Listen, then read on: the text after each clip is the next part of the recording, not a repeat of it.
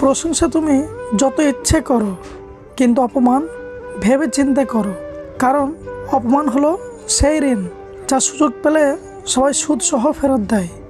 ঠকায় একজন, কিন্তু বিশ্বাসটা উঠে যায় সবার উপর থেকে। যে গুরুত্ব দেয় তাকে মূল্য দাও, যে দূরত্ব চায় তাকে মুক্তি দাও।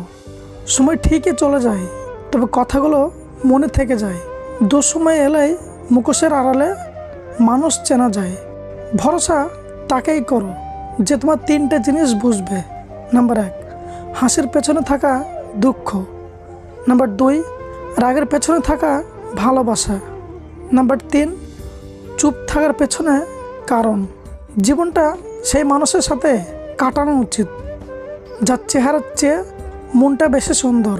রবের উপর ভরসা করা মানুষগুলো কখনো নিরাশ হয় না। সব না পেলেও যতটুকু পেয়েছি ততটুকুই বা কয়জন পায়। এই চিন্তাধারা যাদের মধ্যে থাকে পৃথিবীতে, তারাই প্রকৃত সুখী। প্রতিটা কষ্ট মানুষকে শিক্ষা দেয়, আর প্রতিটা শিক্ষা মানুষকে বদলে দেয়। সব কথার জবাব দিতে নেই। সম্মান বাঁচাতে কখনো কখনো নীরব থাকতে হয়।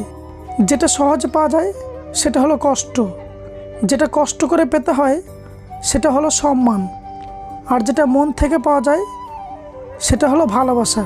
হিংসে করে হয়তো অন্যের পথে কাঁটা বেছানো যায়, কিন্তু কখনো নিজের উন্নতি করা যায় না।